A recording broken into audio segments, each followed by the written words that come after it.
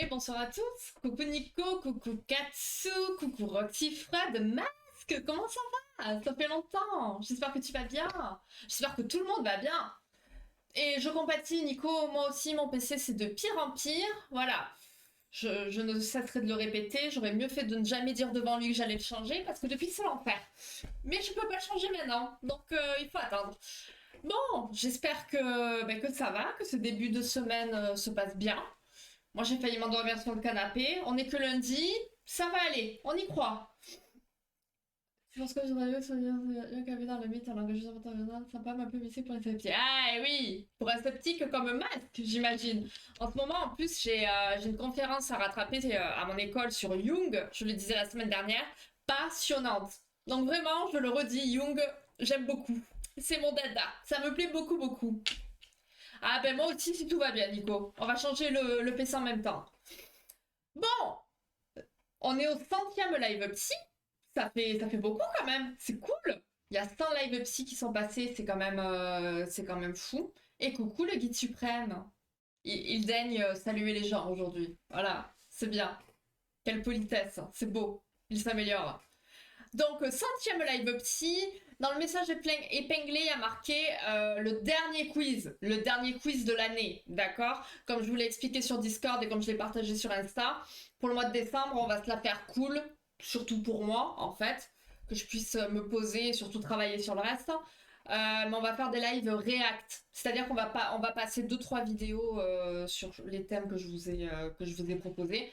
Et voilà, on va surtout discuter et voilà, et se poser tranquillou sans quiz. Et les quiz reviendront à partir du 5 janvier. En espérant que voilà, sur le mois, je puisse m'avancer. Bon, après, voilà, j'ai 2 semaines de vacances, dont une où je pars, mais durant la deuxième semaine, je serai plus posée, donc peut-être que j'en profiterai pour bosser tout ça. On verra bien. Mais voilà. Et quand même, comme la musique qui faudra voir tout ça et des mecs qui n'ont eu aucun contact entre eux. Bah, c'est pas des étrangetés, au contraire. C'est ça l'inconscient collectif, après. Donc, ce soir, on est sur la deuxième partie du stress post-traumatique. Enfin, deuxième et dernière partie, hein. Tac, tac. Ok, on est prêt. J'ai ouvert mes trucs, oui, j'ai ouvert mes trucs quand même. Je suis un peu à la ramasse, mais pas trop trop non plus. Tac. Ok. Ok. Donc, semaine dernière, on a vu ce que c'était qu'un trouble du stress post-traumatique, que je dis TSPT pour plus de facilité, n'est-ce pas? On a vu quels étaient les symptômes, les manifestations, les différents types de TSPT. Et donc aujourd'hui, on va voir un peu comment ça fonctionne tout ça. On va essayer d'expliquer le plus clair possible tout ça, comment ça fonctionne. On va parler de thérapie et comment le trauma va se maintenir dans nos souvenirs et comment on peut tenter de modifier tout ça. Donc on va avoir, je ne sais plus combien de questions, on va le voir après. Et on va commencer dès maintenant. Donc n'oubliez pas que vous avez un certain temps de latence entre votre jeu, le live et tout ça, tout ça.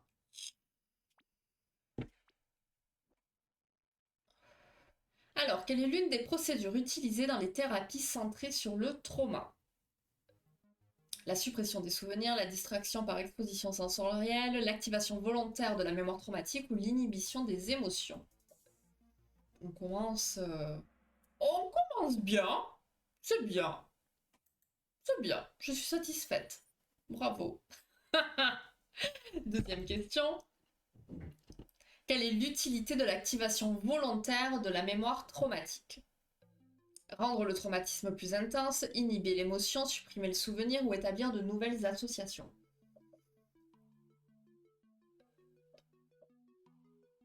Et ben voilà, c'est ça. Exactement. À force, c'est censé rentrer, quoi. À un moment. Ok, un petit peu de tout. Ok. Petite remontée. C'est bien, c'est joli. Donc, on a donc l'activation volontaire de la mémoire traumatique. Ça va être une procédure qui est utilisée dans toutes les thérapies centrées sur le trauma. Donc, en activant la mémoire traumatique, il va être possible d'établir de nouvelles associations. Et cela en amenant à se souvenir du trauma dans le contexte sécurisant de la thérapie. Voilà. Ça, c'est, on va réactiver le trauma, mais dans un autre contexte qui est censé être sécurisant. Donc voilà, on associe nos pensées et toute la peur et tout ce que ça peut nous faire vivre en fait dans la thérapie et on est censé se sentir un petit peu mieux. On recalibre le cerveau en fait pour que ce souvenir-là, bah, ça pèse en fait et soit lié plutôt à cet endroit sécurisant qui est la thérapie. Donc selon la théorie bio-informationnelle de Lang, les éléments sensoriels, cognitifs, émotionnels et physiologiques sont reliés en réseau et donc activés simultanément. Et ce modèle, il permet notamment d'expliquer que des pensées intrusives vivaces s'activent pendant la narration ou le retraitement cognitif de l'événement. C'est clair, c'est clair. Ah ben ouais, ben Nico, ben voilà, tu vois, Masque, Nico lui, il retient pas. Il a beau se le dire à chaque fois, ça rentre pas. On passe à 3 prochaines questions. Qu'est-ce qui rend la structure traumatique pathologique? Le nombre de souvenirs, l'absence d'émotions, les associations erronées ou la durée de l'événement? T'as raison, tu participes à ta manière, Masque. Gérard Miller, punaise. Tu sais que ça me parle, mais ça me vient pas. Ça me vient pas. Ok, on va développer, hein. Bravo pour les 3 bonnes réponses d'affilée. Monsieur qui prend la tête du classement. Ouh là là. Quelle est la conséquence des associations erronées? Amnésie globale, surgénéralisation de la peur, dissociation permanente ou euphorie irrationnelle? Ah, et nous avons 22 questions donc ce soir.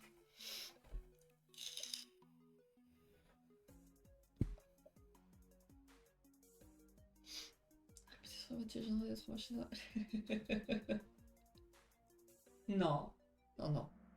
Ils continuent malgré tout à participer tous au quiz, donc c'est bien. Ils ne sont pas toujours en échec en plus. Oh. Et dernière question. Qu'entraîne la surgénéralisation de la peur? Il est difficile à dire ce mot rapidement, hein. Donc une absence de peur, des réponses de peur irrationnelles, une peur contextuelle adaptée ou un renforcement mnésique. J'ai une putain de tête de fatiguée. J'ai l'impression d'être en train de dormir. En plus, je me suis remis du mascara, je m'en suis foutu plein les yeux. J'avais les yeux tout noirs, ça m'a fait peur. Et puis j'ai vu que les yeux, ça se nettoyait très très bien tout seul. C'est fou, hein. Le corps est bien fait. Enfin bon, voilà. Bon, bien joué. Ok. Alors, je vous évite les noms des chercheurs, hein, mais selon certains chercheurs, la structure traumatique devient pathologique s'il y a des associations erronées qui vont amener à une surgénéralisation de la peur, qui vont amener des réponses de peur irrationnelles ou disproportionnées. Il en ressort que si on veut parvenir à réduire la peur pathologique, il faut d'abord activer la structure de peur, puis amener de nouvelles informations incompatibles avec la structure de peur actuelle. Voilà. Vraiment, faut vraiment penser à, on recalibre le cerveau. Le cerveau, c'est comme un PC, voilà. On va refaire de nouveaux réseaux, de nouveaux branchements, on va effacer certaines choses pour les remplacer, enfin voilà. Je viens de d'un de cas. Allez, ok, l'orthographe est partie à nouveau. Donc le souvenir stocké en mémoire est d'abord labile, puis il devient fixe et persistant quelques heures après l'événement.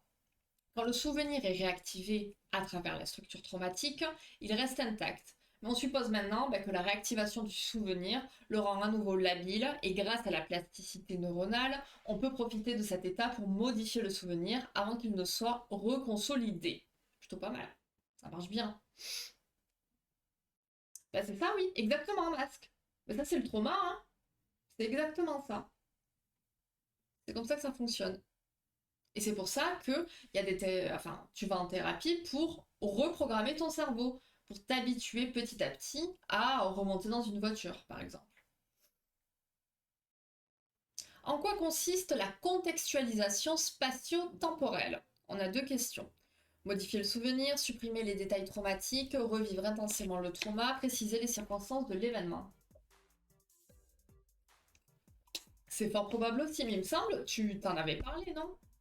Que ta femme, elle avait la phobie, non? Ou je le confonds peut-être, enfin, ou je l'invente même, totalement. Eh bien dis donc, deuxième question. Provoquer un manque de contextualisation? Maintien du TSPT, amélioration spontanée, amnésie totale ou dépression chronique? Oh là là là là, ouais, donc je pense que tu peux comprendre aussi que, voilà, elles sont un petit peu reloues en tant que passagères. Ouais, j'avais compris, j'avais compris. J'arrive à comprendre maintenant les gens qui ne savent, oula, qui ne savent pas écrire. C'était un petit, c'était pour rire. On a fait deux questions là ou pas? J'ai le doute. Je crois, hein? Je crois que oui. Je la laisse crier qu'elle peut pas. Ben oui, voilà, t'as raison. Bon, je crois qu'on a fait les deux. Et sinon, bah tant pis, je vais vous spoiler la future question. C'est pas grave. Alors, la contextualisation spatio-temporelle, ça consiste à préciser clairement les circonstances, les conditions, le moment et le déroulement de l'événement traumatique. Or, bah, le manque de contextualisation spatio-temporelle du trauma pourrait être justement un facteur de maintien du TSPT. Certains consultants ont une mémoire défaillante et morcelée du traumatisme lorsqu'ils doivent en parler, mais ils peuvent avoir simultanément des intrusions mentales automatiques très détaillées et vivaces de fragments de l'événement traumatique. Voilà, donc c'est un peu tout ou rien parfois. Quels sont les deux systèmes de mémoire traumatique? Court terme et long terme, conscient et inconscient, verbal et situationnel, ou auditif et visuel. Donc j'étais bon, j'étais bon, j'étais bon. Ouais, non mais c'est ça, carrément. Complètement. Je suis fatiguée, j'aurais mieux fait de rester dormir. J'étais bien sur le canapé. Ok, bien joué à vous. Alors, ça va évoquer la possibilité qu'il y a deux systèmes de mémoire distincts pour les souvenirs traumatiques. Un système de mémoire accessible verbalement et un système de mémoire accessible situationnellement. L'encodage normal d'un événement traumatique implique la création conjointe de représentations mnésiques liées au contexte et liées aux sensations, avec des connexions entre ces deux systèmes de représentation mnésique. En cas de trauma sérieux, un encodage pathologique surviendrait. Donc un encodage important de représentation mnésique liée aux sensations, encodage réduit de représentation mnésique liée au contexte et liaison limitée entre ces deux types de représentations. C'est compliqué, je sais. L'hypothèse sous-jacente aux intrusions mentales traumatiques, c'est que dans les situations stressantes d'urgence, comme lors d'un traumatisme grave, les capacités attentionnelles et hippocampiques seraient dépassées, ce qui produirait un encodage dans le système de mémoire accessible situationnellement, mais pas dans celui accessible verbalement. Autrement dit, les flashbacks résulteraient de la création d'une représentation mnésique liée aux sensations dans l'association habituelle avec une représentation mnésique liée au contexte correspondant. Ça pourrait expliquer que les intrusions sont vécues sans mise en contexte et donc comme des signes d'une réelle alerte imminente, expérience souvenir.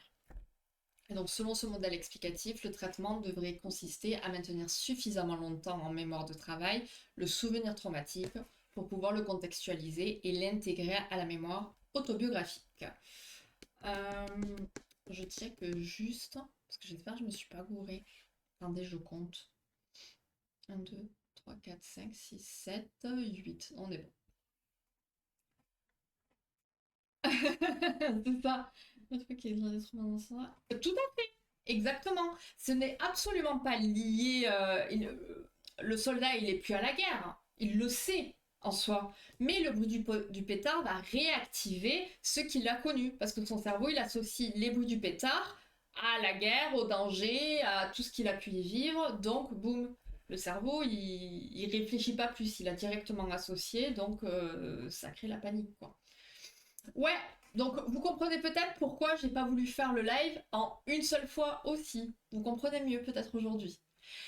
Ensuite, on a l'intervention structurée sur les conditions négatives liées au trauma. La modification des pensées dysfonctionnelles, donc les pensées qui sont pas bonnes, ok, qu'on observe dans certains cas de guérison d'un TSPT, pourrait résulter de processus de modification de certaines cognitions antérieures, concomitantes ou postérieures au trauma. Ce système est psychique.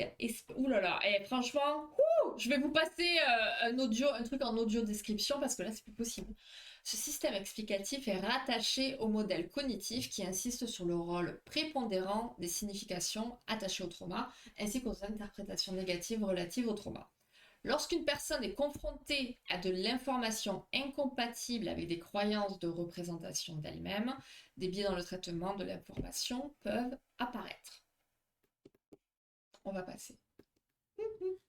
Prochaine question. Ouais, merci Nico. Merci.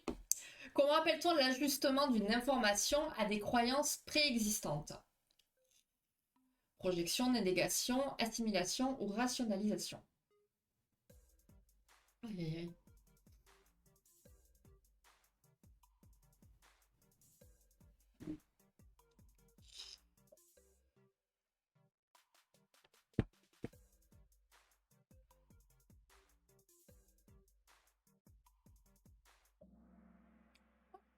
Tout. Bravo à la personne qui a trouvé. Bravo. Ça va aujourd'hui qu'il est déjà en vacances. Ouais, mais non, mais je ne sais pas. En plus, tu vois, aujourd'hui, j'ai passé une journée relativement... Ça va. Enfin, ça s'est accéléré en fin de journée. J'aime pas quand ça se passe comme ça, mais je sais pas. Je sais pas. C'est peut-être le temps. C'est peut-être tout. En plus, j'ai mal aux pieds. C'est revenu. Bref. Donc, je pense qu'entre tout, voilà, je suis fatiguée. Donc, dans un premier cas de figure, la personne, elle modifie l'information pour qu'elle soit compatible avec les croyances qui existaient avant l'événement. C'est ce qu'on nomme donc l'assimilation. Par exemple, elle peut se dire qu'elle aurait dû faire quelque chose pour préserver sa croyance de contrôle, par exemple. Ouais, c'est ça. C'est le froid, oui. Encore qu'il faisait meilleur aujourd'hui. Les victimes d'événements traumatiques, elles n'ont pas toute une vision d'elles-mêmes et du monde antagoniste à l'événement.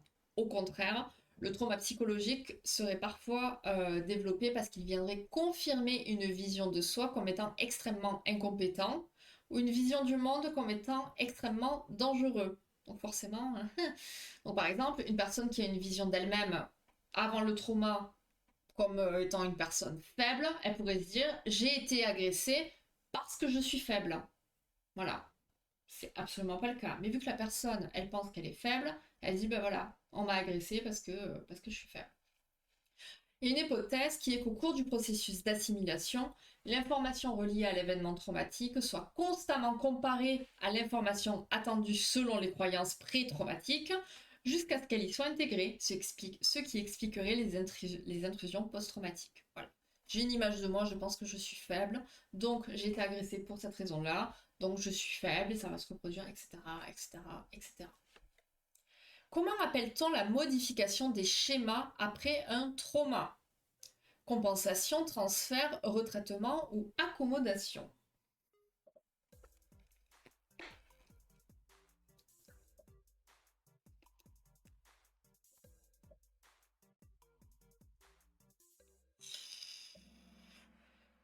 Ok, bien joué. C'est différent. Bravo. Donc, dans certains cas, l'information est si différente des schémas existants que la victime pourrait développer de nouvelles croyances sur elle-même ou sur les autres. Ce second cas de figure, c'est désigné par la notion d'accommodation. Quand l'accommodation est dysfonctionnelle, la personne elle modifie alors souvent ses croyances de façon extrême et négative. Et la personne peut alors passer de la croyance pré-traumatique, donc avant le trauma, ben, il peut rien m'arriver, à de nouvelles croyances comme le monde est hostile et dangereux. Voilà. Là, on s'accommode en fait à ce qui vient de nous arriver. Avant, on pensait que tout allait bien, et là, il nous arrive un trauma, et notre pensée, elle change totalement, et elle s'accommode à ce qui vient de nous arriver. Le monde est hostile et dangereux. Bon, pas ce que je veux répondre. Oh là là là là. Toi avec Nico, vous faites la paire, hein. Alors, ensuite, on a la prévention des évitements expérientiels liés au trauma. Je vous ai évité la question là. Franchement, plutôt cool. Donc, c'est quoi ça, la prévention des évitements expérientiels liés au trauma? Ça regroupe un ensemble de procédures qui visent l'abandon des formes d'évitement interne ou externe associées au trauma. Et donc l'exposition thérapeutique, elle va confronter le patient de façon répétée et prolongée aux stimuli conditionnés, situations, objets, sensations, émotions, cognitions, les souvenirs, en l'absence d'un stimulus de vrai danger. Là, par exemple, on peut reprendre la crainte de la voiture. Ben voilà, on expose petit à petit en situation sécure hein, la personne à la voiture, etc., etc., pour petit à petit qu'elle comprenne en gros qu'il n'y a pas de danger. Même si l'exemple de la voiture, bon, voilà, ça se discute. Hein. Donc, de là, il va s'en suivre une extinction de la réponse conditionnée de peur. Donc, en fait, à force, au début, on a peur, mais à force d'y être exposé, on voit qu'il n'y a pas de danger, donc la peur, elle s'apaise. Et faute de renforcement, donc un vrai danger n'apparaît pas dans le contexte d'exposition-extinction, ok quand on a une exposition thérapeutique, il n'y a pas de danger qui arrive. Donc, il n'y a pas de renforcement de peur. Donc, si le patient s'oblige à affronter sa réaction conditionnée de peur face à un faux danger, mais la réponse de fuite, elle n'est pas renforcée non plus. Pas de peur, enfin pas de danger, donc pas de peur, donc pas de fuite. Donc, ça va entraîner l'extinction. Ça c'est le modèle des deux facteurs d'apprentissage de la peur de Maurer. La peur apprise par conditionnement pavlovien et l'évitement acquis par conditionnement opérant. Ça, je sais pas si on en a déjà parlé de ces réflexes-là, le chien, la salive, tout ça, je sais pas trop. Bon, à l'occasion, ça peut être intéressant. Ça fait partie des théories intéressantes en psycho. Et donc l'apprentissage de l'extinction, ça survient lorsqu'une personne apprend de nouvelles associations contingentes aux stimuli conditionnés. Comme dans une procédure d'exposition avec prévention de réponse, les stimuli conditionnés n'annoncent plus la survenue probable d'un grave danger imminent. La personne apprend à discriminer entre danger et sécurité. Donc apprentissage conditionnel ou contextuel de non-danger, soit de sécurité. J'ai l'impression de vous raconter mais des trucs, un charabia pas possible. On va faire une session d'infirmerie, une caravane. Oh là là! Oh, mais ne t'inquiète pas, Peyo. Mais c'est dommage parce que t'as loupé celui de lundi, du coup. Parce que là, on est à la deuxième partie, deuxième et dernière. Mais bon, c'est pas grave, t'as encore du temps. On a 12 questions, beaucoup de charabia. Je m'endors moi-même, alors c'est pour te dire. J'espère que tu vas bien, mais tu ne m'entends pas parce qu'il y a encore une putain de pub. On remercie Twitch, évidemment, qui, à mon avis, s'engraisse eux, car ils ne m'engraissent pas à moi. Bon, alors maintenant qu'on commence à comprendre un petit peu, ou pas, mais bon, on va dire qu'on comprend comment fonctionne le trouble de stress post-traumatique, comment on le prend en charge, nous, en consultation de thérapie. Prochaine question. Mais oh, je vous emmerde. C'est pas bien de se moquer des handicapés, hein. Alors, c'est quoi le LSD? Un test projectif, une échelle de détresse de 0 à 10, une évaluation de flashback, il y a eu un bug, une mesure de la fréquence des cauchemars. La vache, quel enfer. Mon bégaiement ou les pubs? Attention à ta réponse, Péyo. Non, ce n'est pas du LSD. Attention, ça n'a rien à voir.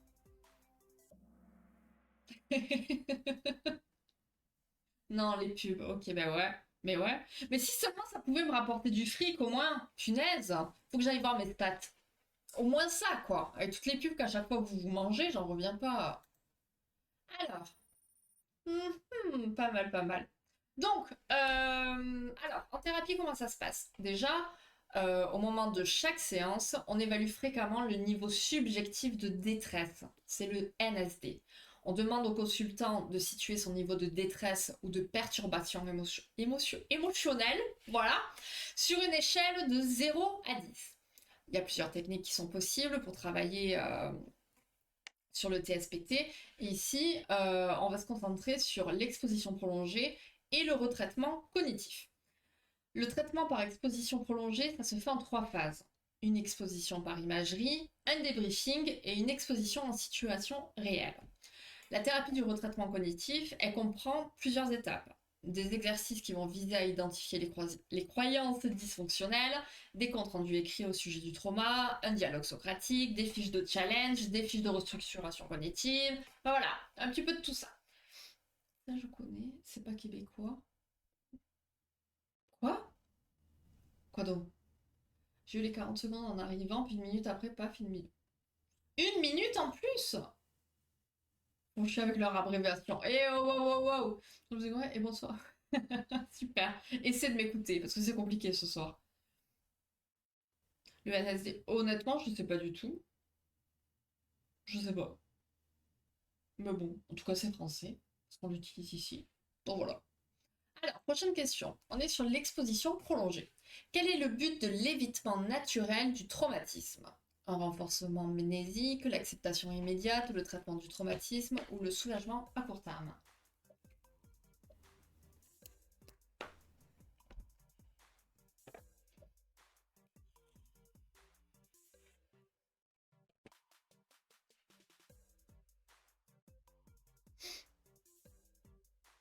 C'est fou. Ok, pas mal. Et deuxième question. Pourquoi l'évitement devient-il inefficace dans le TSPT? On y était presque, hein. J'ai failli la dire d'un coup. Eh bien non. Donc, les pensées intrusives persistent, la dissociation cesse, le souvenir disparaît ou l'émotion devient nulle. Ok.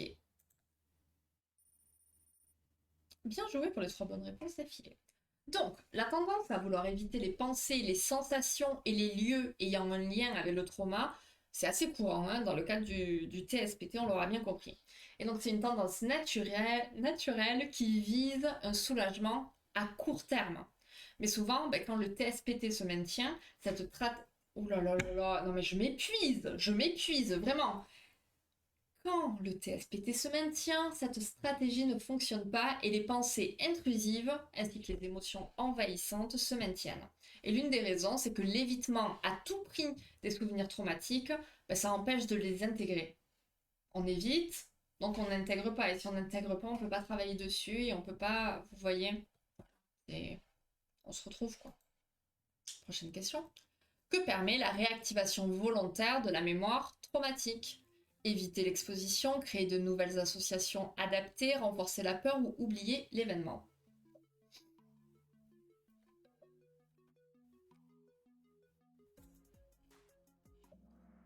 Ok, bien joué. Youp, alors, je suis perdue. Voilà. L'idée, c'est en fait qu'en réactivant volontairement la mémoire traumatique, on va pouvoir créer de nouvelles associations et donc actualiser la mémoire traumatique de façon adaptée. C'est là où en fait, on va remémorer ces fameux souvenirs traumatiques, mais dans un contexte sécure. Et donc, on va associer le souvenir traumatique à un endroit sécure et la peur va s'apaiser petit à petit. Ça sent les crèmes anti. mais allez, on passe à 3 questions. Oh là là, faut que je compte. Que provoque l'exposition réelle chez la personne? Donc l'exposition réelle. Hein. Confusion temporelle, diminution de la peur irrationnelle, blocage émotionnel ou reviviscence traumatique.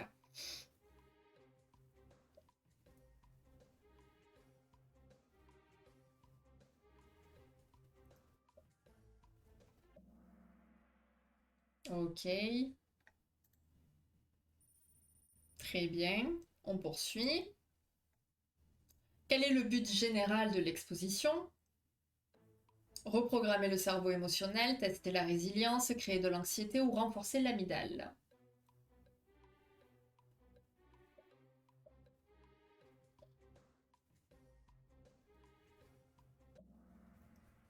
Ok.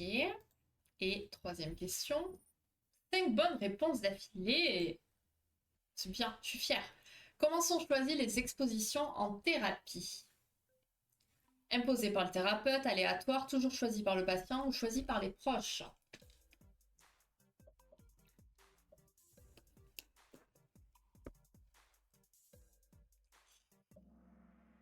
Effectivement, on n'est pas là pour torturer le patient. Il faut bien comprendre qu'en thérapie, c'est toujours le patient qui choisit. Donc, une première façon d'approcher l'événement, ça va consister à recourir à l'exposition à des situations réelles qui produisent donc chez l'individu une peur qui lui semble irrationnelle.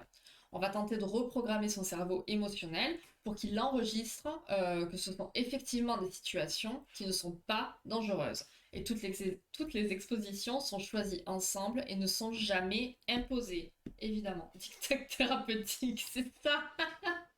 Ben oui, évidemment. Évidemment. Le but, c'est pas de traumatiser encore plus ton patient.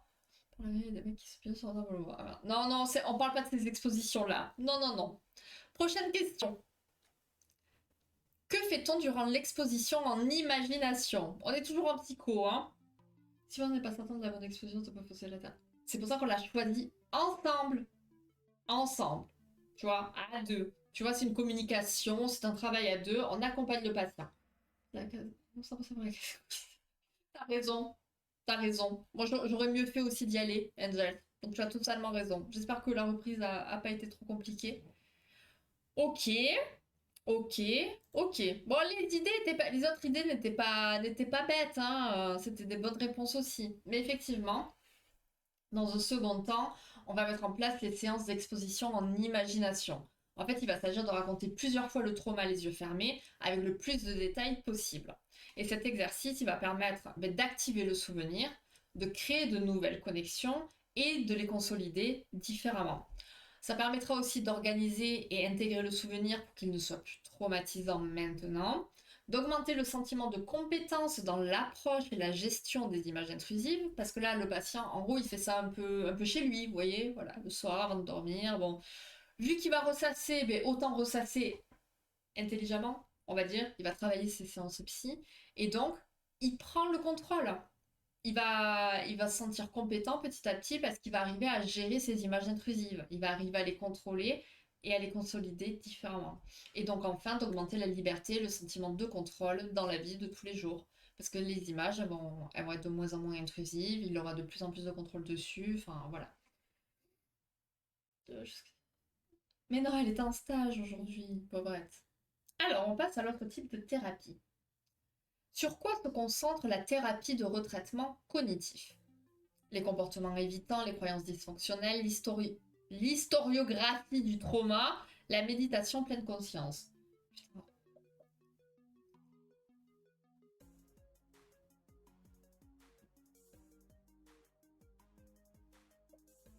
Totalement, c'est ça. Au début, en exposition par des images, par exemple, des vidéos, tout ça, et après en réel. Voilà. Après, tout dépend les moyens du psy aussi. Ok, très bien. 8 bonnes réponses d'affilée.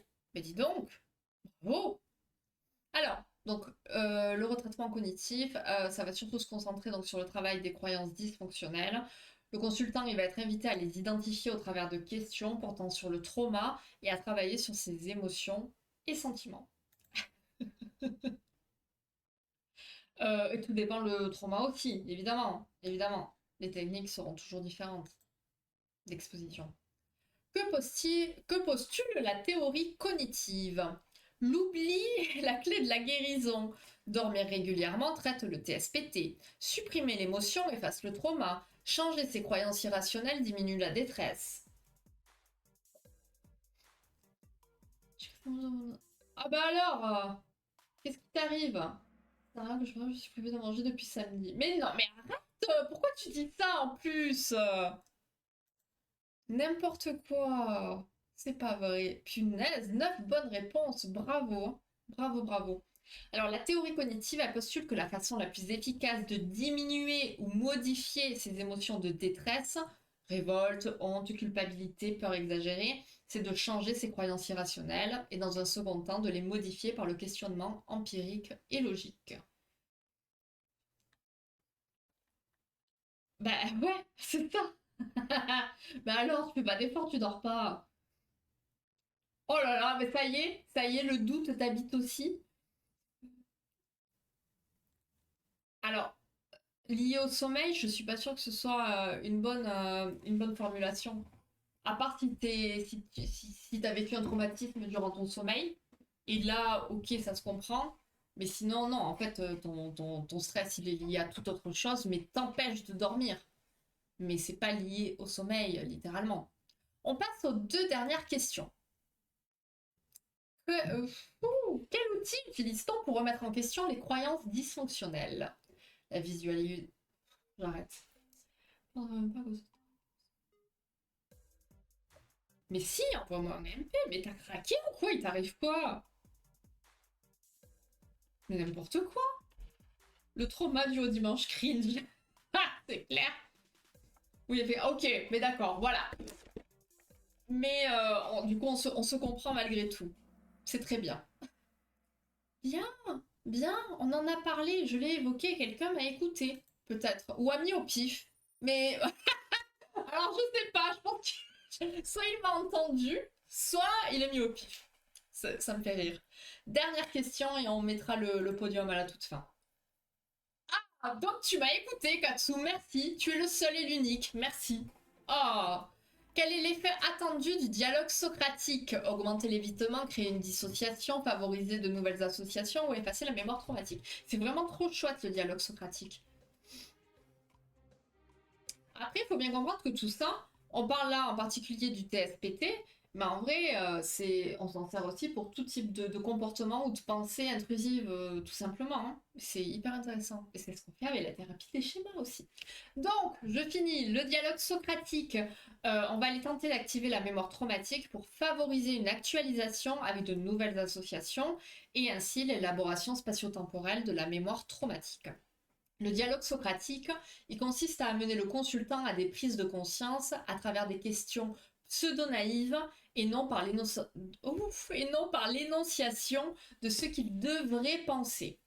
Un autre angle d'approche consiste à poser des questions sur l'objectif des croyances dysfonctionnelles. C'est compliqué, je crois que j'ai jamais... On dirait que je suis complètement pétée, c'est un truc de fou.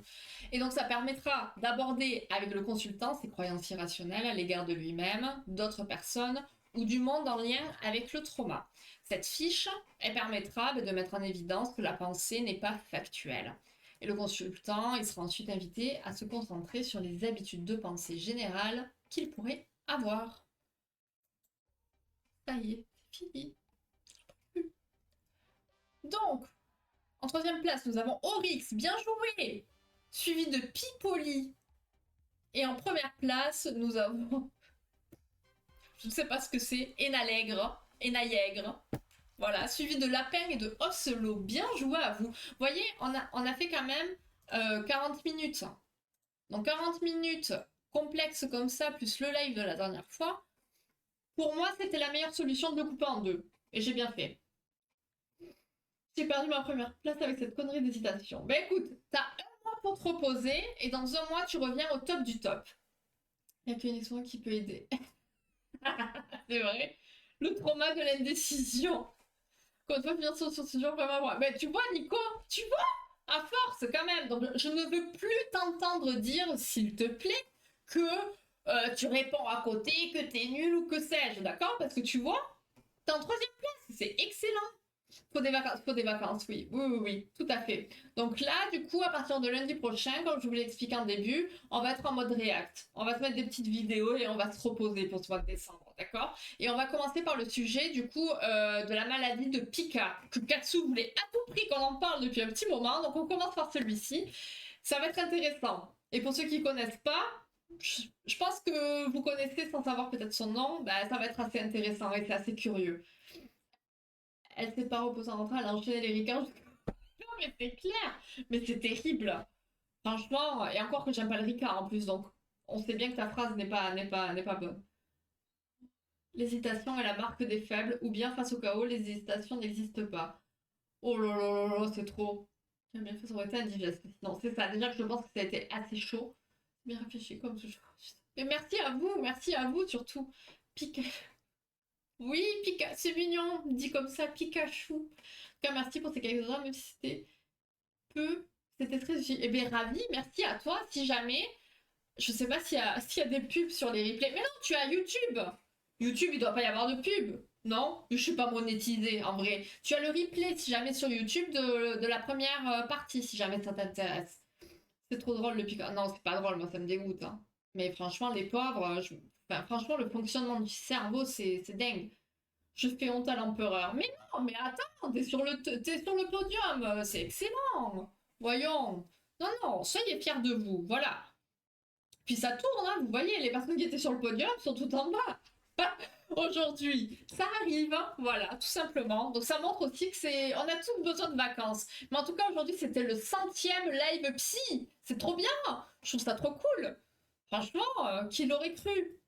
Franchement, ça c'est un écran. N'importe quoi. Donc voilà, petite pause pour... Merde, j'ai masqué pour moi, mais non, faut masquer pour tout le monde. Oh, je sais même plus me servir de Twitch. Bon, est-ce que j'ai su un moment? Voilà.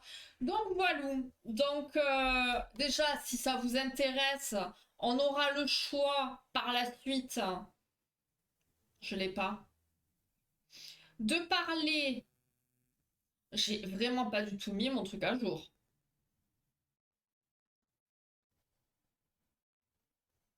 Donc, sexe anatomie, mensonges et motivation sexuelle ou du vocabulaire psy. Voilà, ça sera les possibles choix de sujets pour la rentrée. Tournante chez Julie. Pourquoi? Pourquoi donc? D'où ça sort? Sans live et j'en ai loupé aucun. Aucun, j'ai dit. Un ou deux, je crois. Mais presque aucun. Presque aucun. Tout va bien. Tout va bien. Tout à fait. Du coup, je vais aller me reposer, n'est-ce pas, hein? C'est mieux. Parce que demain, je suis au taf, quoi. Voilà, voilà. On se retrouve jeudi et vendredi après le taf pour Expédition 33. Hihihi, pour que je pète un gros câble encore. Ah mais non, putain, on est au boss. Oh là là là. Mais ça veut dire que je vais passer les deux lives coincés. Je le sens. Je refuse de laisser passer le jeu de mots.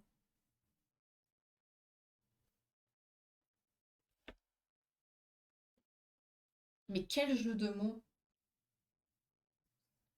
Je l'ai pas. N'est-ce pas, Jeanne Osco?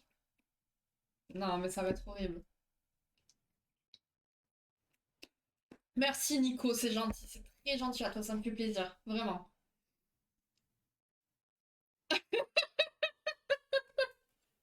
Oui, parce que j'avais pas lu le R, hein, tu vois.